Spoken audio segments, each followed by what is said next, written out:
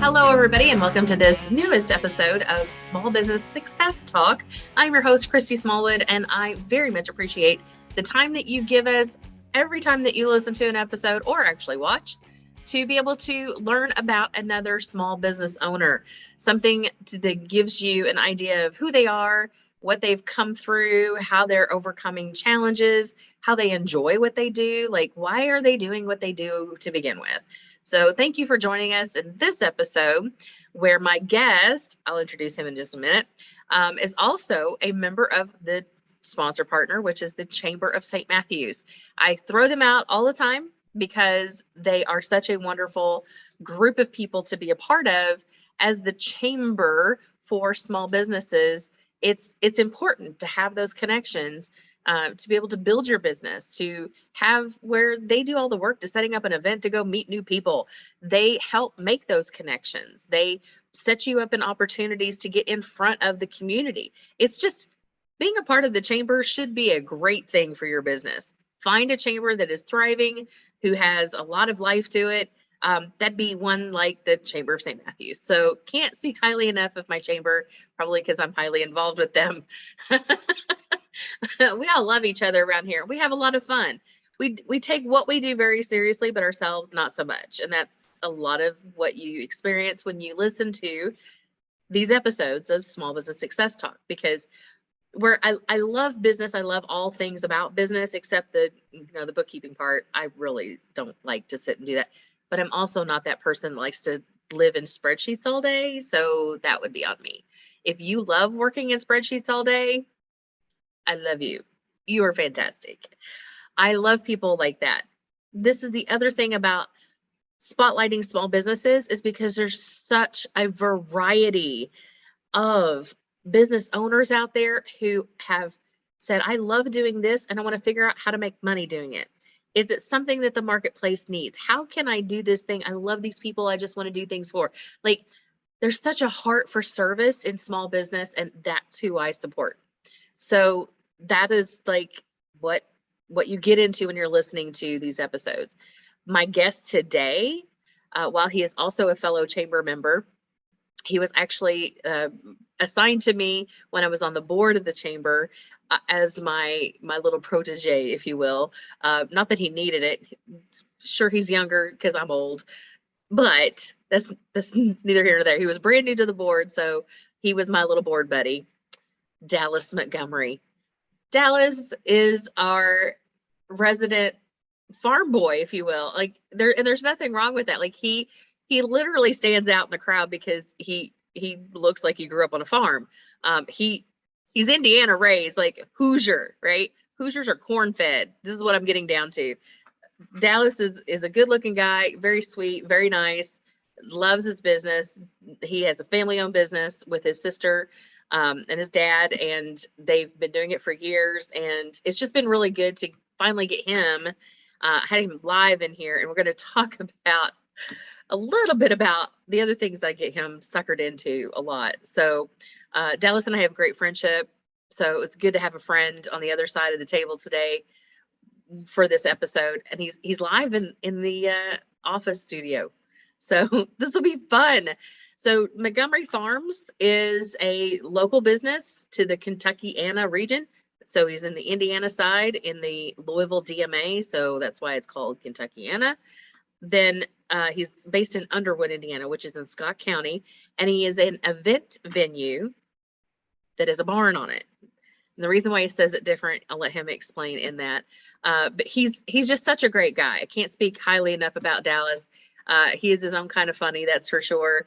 Whenever we get together, we now have, those inside jokes start to flow around after you spend so much time with somebody.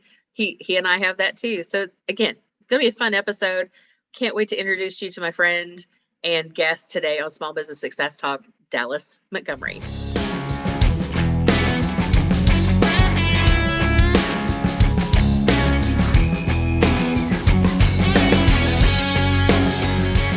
Welcome, Dallas. Thank you. To Small Business Success Talk.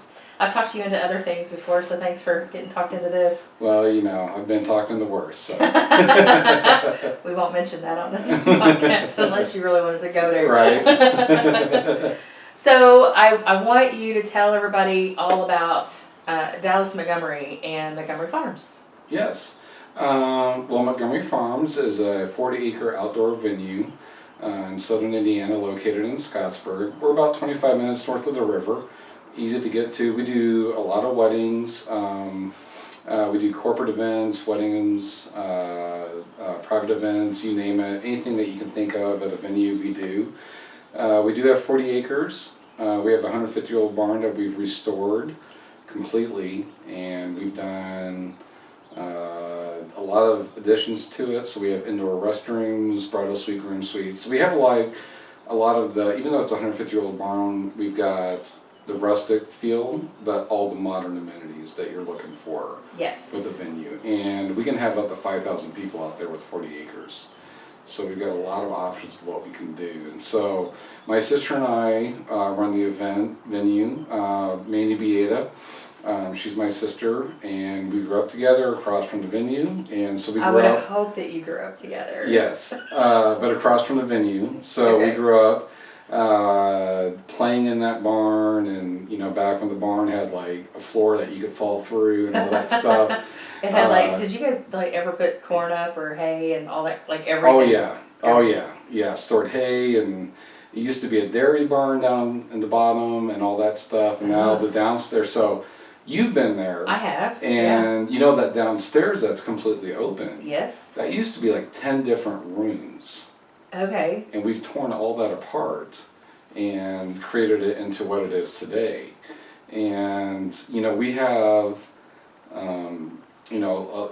I remember a day shooting pigeons in the barn with a BB gun.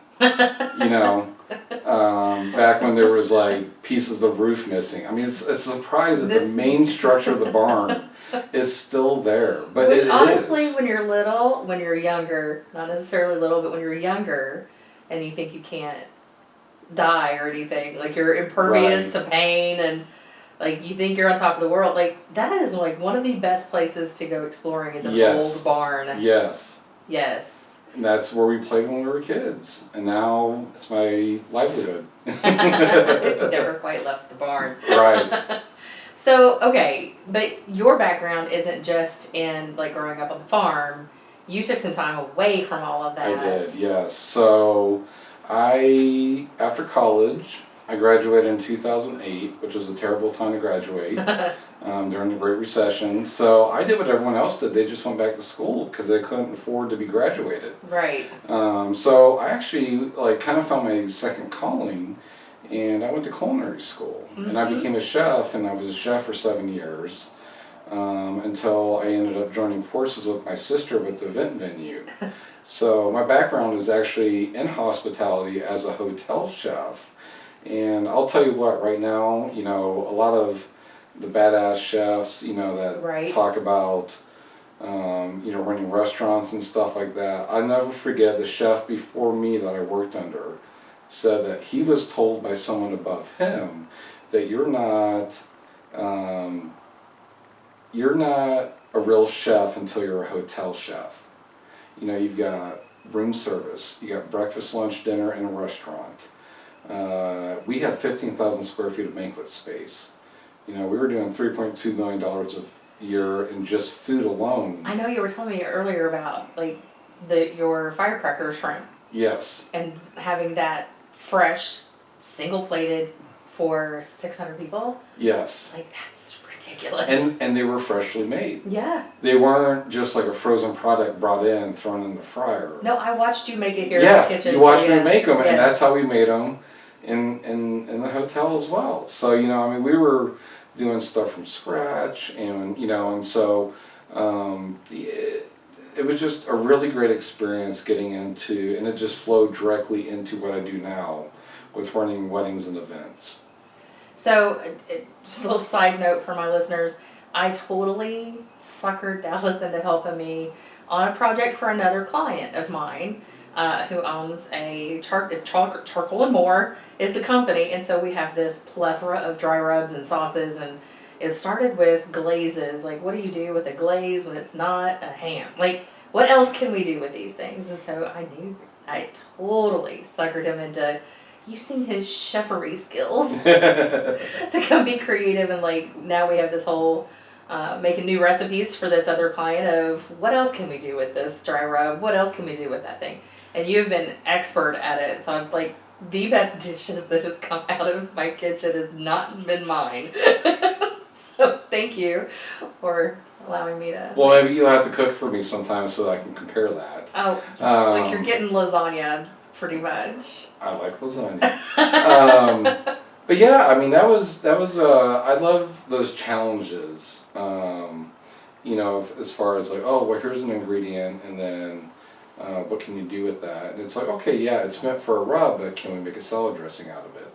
I mean, we just took a rub and made a great fruit salad out of it. Yes. You know, yes, I mean, we did. It was amazing. And let's not forget using liquid smoke in Yes. a cocktail. Yes. Rimmed with dry rub. Which is, if you delicious, were by watching the the way. video, this is the leftover of that. So Yeah. actually, this is my second helping. So it's very yummy. Okay, so having this culinary background and hospitality, how have you transposed that to your business with your sister, with the family business? Yeah, well, I mean, essentially, we're running weddings and events. We're doing everything that you would do in a hotel, just without the rooms. So you run it the same way. And we even have expansion projects coming up in the future, and nothing's really going to change other than the number of staff and how the procedures work and all that stuff. But even though, you know, and I'll go back to saying this, is that even though we're out of a barn, we're not a barn venue. No. We're a venue with a barn. That's our tagline. And it's very important that I say that to every client, potential client that comes out, because I want them to feel like they get the same experience at this barn venue that they would if they went to a nice hotel downtown. You know, it just happened to be in a rustic barn venue. But they don't have to like do the work themselves. They don't have, Right. you know, a barn venue to me is like, well, here's the keys. Get your tables and chairs, set them up yourself. Right, go find the haystacks, go decorate it, do whatever you need. Yes, Yeah. and then take your trash with you Exactly. on Sunday. And then there's places out there that are priced for that, which are Mhm. for some people. But for us, we are all inclusive as much as we can be. So we include a DJ with the venue. That comes with the basic venue price. We have an in-house florist, in-house decorator. We have the bridal and groom suite. We provide a venue coordinator. So like, let's say your caterer's running late. You're not getting that phone call while you're in the bridal suite. We're making that phone call for you. So we are as full service. We want people to feel stress-free. And the biggest compliment we get at the end of the night, and I'll tell you this right now, that makes it all worth it after a 14-hour day, is just like someone saying, we didn't have to worry about anything. We didn't have to worry about anything. You guys just made everything magical, made it seamless. You know, so like we're the ducks on top of the pond. You know, but You have one of those too. they don't see the little feet running underneath No. running underneath the water. I don't say, like, you even have, do you still have, last time I've been out there was during, like, right as COVID was starting, I think, playground area. Oh yeah.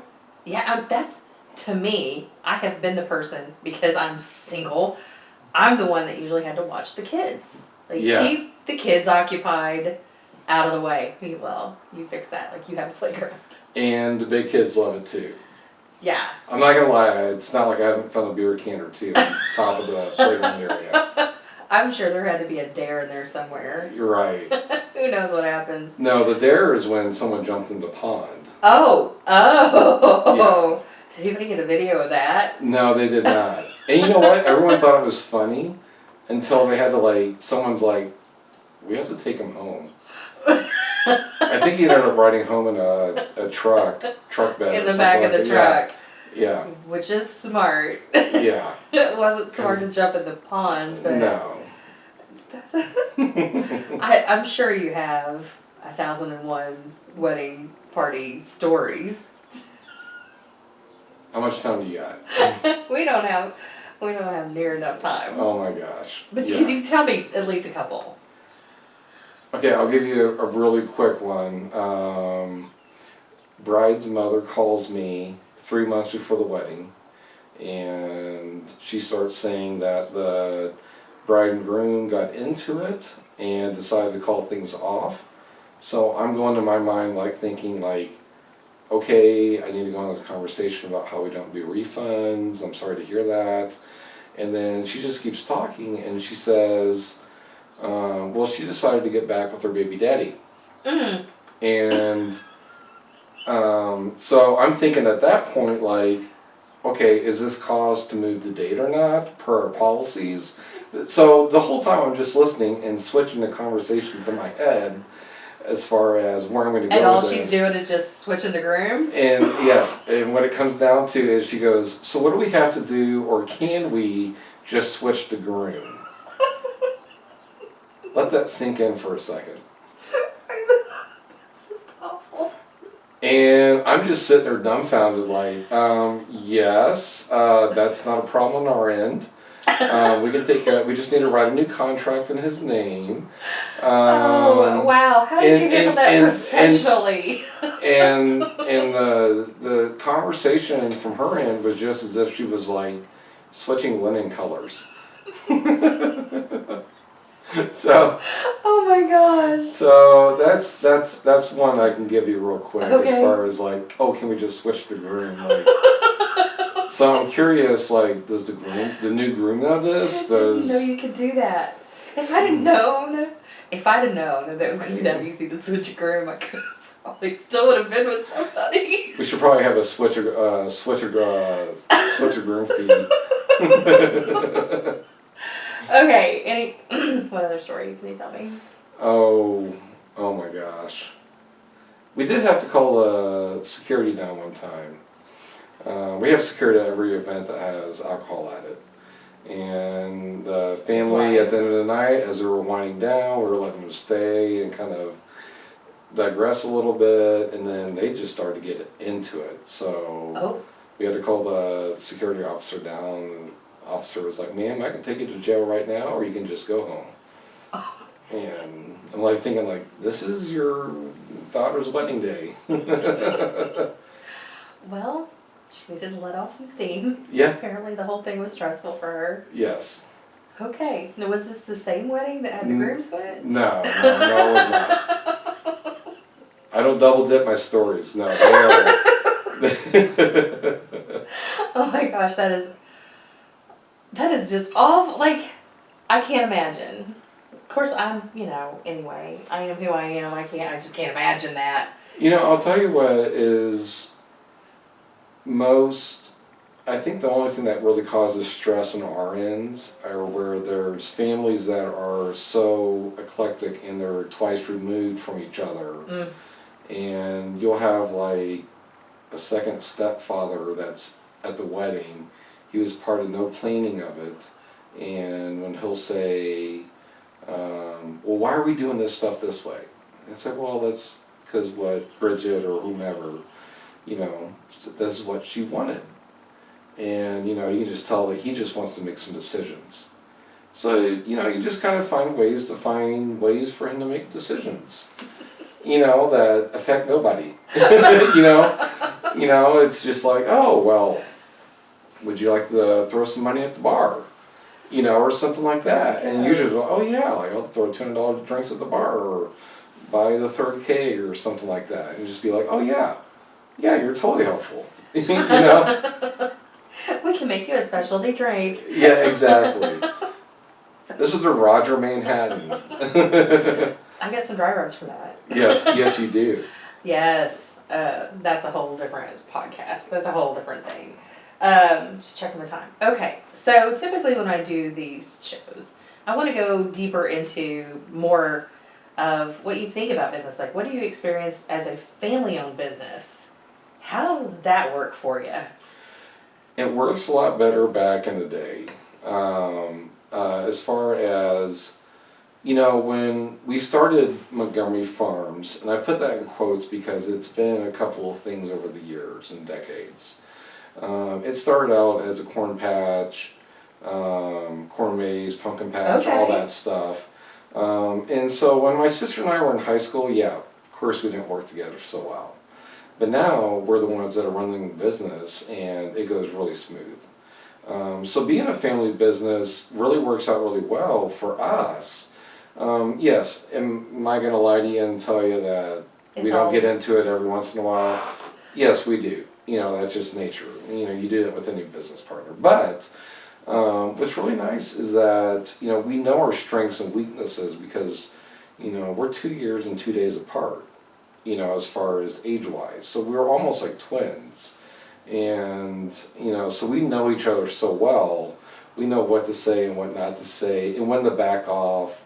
You know, someone's kind of in a bit of a, you know, tantrum or something like that. The other one's just kind of like, okay, you know, and just walks away. Well, and I also watched you literally in the kitchen earlier have a phone call with her, and you know, you guys are trying to make an employee decision, and you're like, I trust you guys. You do what you need to do, and that's great. I mean, that right there is a great example of how well you guys are working together to make those business decisions to move it all forward. Exactly. So talk a little bit about this expansion idea that you have. It's on the table. It's on the table. It's in progress. It's slower progress than my patience that I naturally have. Nobody has that problem, Dallas. You're the only one in the world that's impatient. I'm a very impatient person, so when they're like, oh, our project's going to take 2 years, I'm like, oh.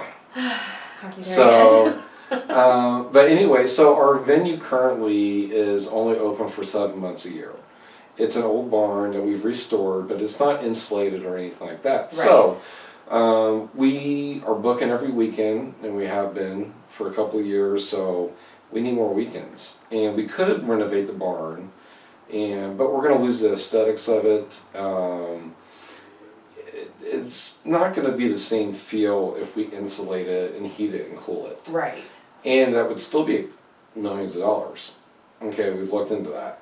But what we're doing now is we're in the process of creating a building called the Montgomery, and which I'll give you credit for the name for that one. Thanks. And it's going to be your year-round venue. 23,000 square feet is what we're currently looking at. So we'll have 2 venues at that point. So we'll have, you know, if you want the $6,500 wedding, or do you want the $18,000 wedding? You know, it's the kind of 2 different experiences. Right, because a lot of that, when it comes to weddings, is what kind of experience do you want for a wedding?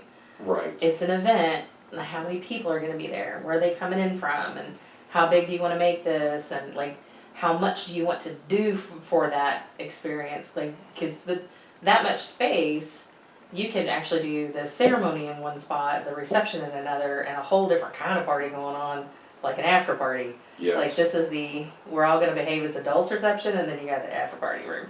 Like, however you want to do that, but there's plenty of space to play with your new expansion. I'm very excited to see all that come to life. Well, and what's nice about it too is that you know, most venues are created from some type of renovation of another building.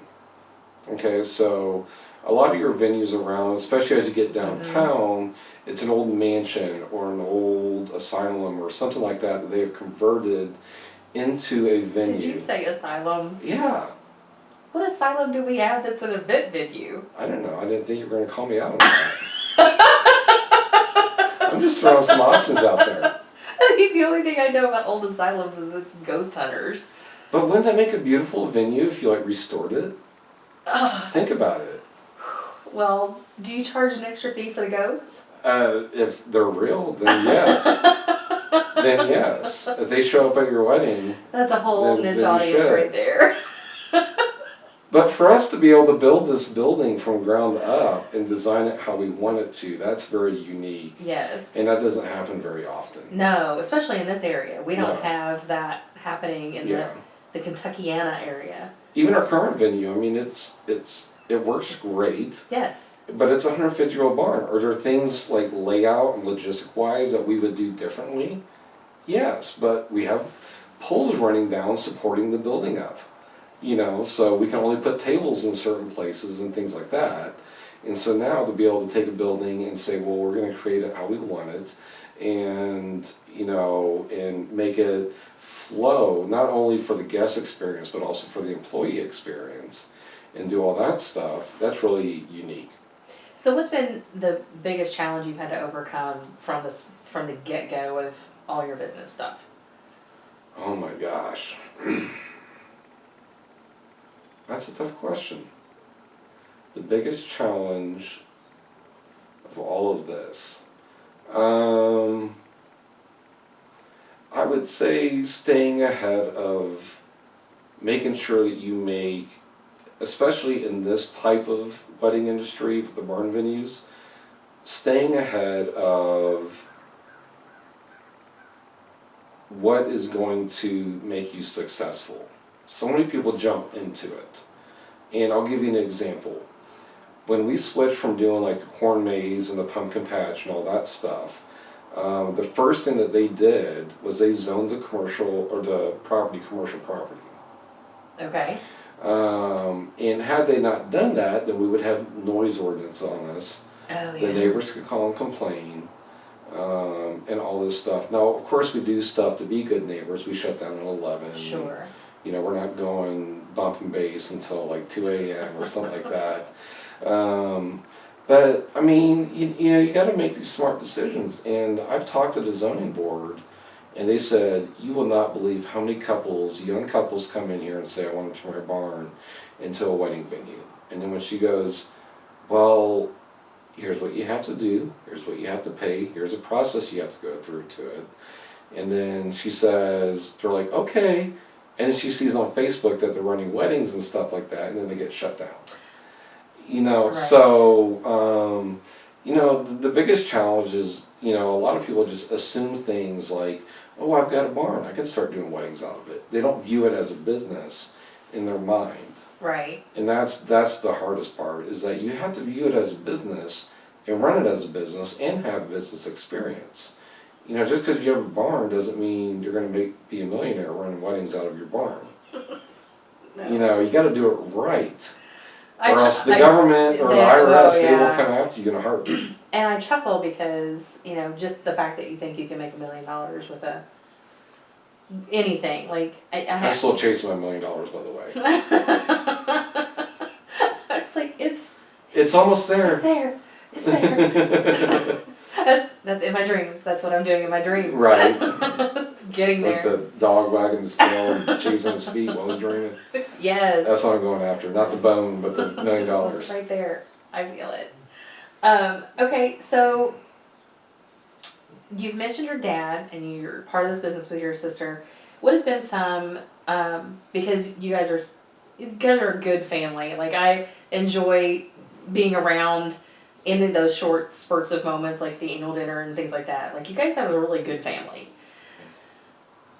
How's it been for when you receive advice? What's the best piece of advice you've ever gotten? Ooh, another tough question. I'm really good at this, asking good questions. Oh, Not the tough. best piece of advice. I would say that not all advice is good advice. Ooh. So That's it's good. when to take what is appropriate and works for you, because so many people come out and they'll be like, it's raining one day at a wedding, and someone's like, you guys need a carport to drop people off, and it's like, okay, well, it rains like maybe 5 weddings a year out of the whole season, and they're just spitting out their mouth, and could I put a carport in? Yes. Can I spend that $50,000 somewhere else? You betcha. So not all advice is good advice. Do you think some of the, you say that, or like, when have I received the not so good advice? I don't know about your experience, but when somebody looks at me and says, you should fill in the blank, Yes. that's usually not the best advice. No, it is not. Okay. And usually it's the, oh, you guys should do this. Oh, you guys should do this. And it's like, and my joking response is usually like, oh, if you give me $1 million, I got 12 things I can do right now. There it is, right That there. I want to do with it right there. It's right there. Yeah, it's right there. I'm chasing it. I'm trying to chase Somebody wants to be able to tell you what to do bad enough, they will hand you $1 million. Yes, exactly. You're gonna So, crap if that ever happens. I mean, but so many people will say, oh, well, you need to move this way, or, oh, this other venue does this, and it's like, well, but we're still in the confines of what we have with the venue. So we have to make the best use of the space. But yeah, people love giving you their opinion. Of course they do. Especially after a few drinks. Okay, so what is your favorite thing about doing what you do? I'll say two things. I'll say, first of all, I love working for myself with my sister. You know, like, you know, we don't answer to anybody and we call the shots. Even with this new building venture with the Montgomery, you know, we're reinventing the wheel with how we're going to run it and price it and do the structure for it and how we're going to operate it. Just because everyone else does it doesn't mean you have to do it that way. So we love being able to call our own shots. You know, I miss being a chef, but I do not miss being in corporate. Well, you're welcome that I give you these opportunities to bring out the chef part of Dallas. Right. And, you know, the other thing is, Mandy and I just really love making people happy. Like I said, the best compliment we can get, no matter how stressful their guest may have been, or if we had to deal with weather, or just hiccups and stuff like that, when the bride and groom come back to us and they've, you know, maybe a little bit tipsy and they're just head over heels, just like, oh, you guys did such a good job. You know, not just like... Oh, wait, hang on. Here. Oh my God, guys, you've done such a good job. We just love you so much. It was a magical experience. And my response is, oh, that's amazing. You know, we'd love to hear your feedback on Facebook or Google. Well done. Good job. That's usually how I follow that up. But yeah, we love making people happy. I mean, there's a joy in that. When your job comes down to like where you can bring people joy, because you only have one shot for a wedding. And you can really screw up a wedding real quick if you don't plan ahead or react to things a certain way. Mm-hmm. And when people are just happy, I mean, I remember my wedding. I mean, it was just like, I was with my friends and I had a good time. And, you know, it's like to bring people that joy every weekend and multiple times a weekend is a lot of fun. That's fantastic. Okay, one final question that I ask everybody. What does success mean to you? I know it's cliche, but I would say, I'm going to say two things. Because the first part is what a lot of people would say is, oh, you just want to be happy, you know, and everything. But yes, that's true. We all want to be happy and love what we do. There's no such thing as if you love what you do, you never work a day in your life. I've heard from many people that even the best job in the world is still a job. So yes, it's still a job, but you know, as long as you can stay on top of being happy above that job. But the second part is, you have to succeed at it. You know, it's not just being happy at what you do. You could be happy at what you do and make $5,000 a year. True. To me, that's not successful because, well, how are you going to pay your bills? So I think it's kind of two-part for me. It's like, one, you got to love what you do, you know, and then be good at it. But then, you know, you also have to have some success, you know, and it's like, you know, I'm not saying we all want to be billionaires, but, you know, I mean, as long as you can pay your bills, feed your family, live comfortably, then to me that's what success looks like. It's having the freedom that having things click in the business produces a financial reward. Yeah. And that reward should at least, at a minimum, cover enough to take the stress off. Right, exactly. Right, and having that financial freedom, for me, is part of success. Yes. That is a big deal because it does reduce the stress. It puts me in an environment in which it's really easy to choose to be happy. Well, and I don't think people like to bring that up because I think they feel negative about saying that. Like, oh, you have to make money too. It's like, Yeah, that's how the world works. You know, and I think people are afraid to bring that up, but it's like, you know, for me personally, I want to be happy with what I do, Mm-hmm. but I also want to make some money at it. I don't need to be a millionaire. You know, I just don't need to be. You know, there's no reason for it. More money, more problems, they say, right? Like, You know, you but walking into that with the Montgomery. but Yes. you gotta love what you do. But you know, if to be successful, there's also business success too. I think that's important, and that's turn profit. Yep. That's a conversation for another day. I know we could have a whole There's podcast just so on many things that. that goes into that for sure. Mhm. Reduce expenses, make more money. It sounds super simple, however. Right. It's like eat right, exercise. You should lose weight until. Until. So Dallas, I thank you so much. It's been Oh, a thank very, you. very fun, pleasurable conversation. I was trying to mesh two words together, but it just wasn't working right there in my head. So I understood what you meant. I appreciate that. It's like a Jamaican fusion. Is that what we did? Jamaican. Yes. Jamaican. Jamaican and Asian fusion. Yeah. God, it was so good. Yeah. Sorry we can't share it with everybody else. I but know, right? Yeah. That was good. It was very good. Dallas, thank you for being a friend. I appreciate you. I wish you much success with both Montgomery Farms and the Montgomery when it gets built. Christy, thank you so much.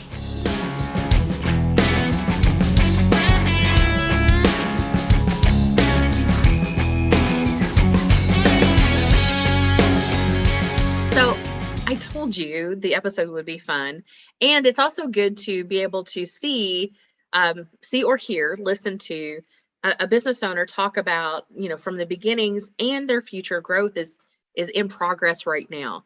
And I love that. I love the excitement that a business owner gets around what's getting ready to happen for their future. And sure, there's going to be some ups and downs and some challenges and all of that kind of stuff. But you know what? Out of this conversation that stuck with me the most is that not all advice is good advice. I love that part of the conversation that we were having. It is a question I ask all of my guests. What's the best piece of advice you've ever received? And the piece of advice that usually comes up most for people is that which has had a positive effect in their life or their business. And those are the things that are amazing to talk about. Dallas happened to bring up the one thing that he's like, yeah, not all advice is good, which is true. And we really just define that difference between what real positive advice would look like and people who tell you, oh, you should do this and you should do that, and is that really advice, or are you just trying to have your input and tell me what to do? I don't know. I mean, you just kind of, sometimes you just take it with a grain of salt and keep moving forward, and sometimes you listen and take it in and consider it a critique or feedback, but is it real advice? So paying attention to what is you're inputting and what you're taking in as a leader in your business, as a business owner, is going to be just as important. So this is the part of, the success aspect. And the other thing about Dallas I really like is he is, as fun as Dallas is, and, when I say fun, he's not flighty. Random is a much better word for Dallas sometimes. When we get on a tear about something, it can be seemingly random. However, he is also a realist. At the end of the day, he knows that for his business to grow, his business has to make money and grow. And there are aspects of all of that that are very real and pragmatic for him. And I appreciate that side of Dallas as well. I hope you appreciated this episode as well. If you got some good nuggets out of it to apply to your own life and business, comment, give us a review. Let me know what you thought of this episode with Dallas, or any of our episodes for that matter. And you can find us on smallbusinesssuccesstalk.com. And all of our past episodes are listed there. We're also on YouTube. So, subscribe, click the little bell to get the notifications when there's new ones. We have a Facebook page. We're on Spotify. Now we have a LinkedIn channel. So wherever you happen to be listening for good content and you want to know that you're not alone in the world as a business owner, come to us. Small Business Success Talk. We got you. We will absolutely love to share stories and good advice, like learn from our mistakes, learn from what's going on with us over here, and apply it to your own. And I'd love to know how your business is going. So let's connect. Give us a review. Positive, I hope. And with that, thanks again for watching, listening in on Small Business Success Talk. I have been your host, Christy Smallwood. Thank you so much.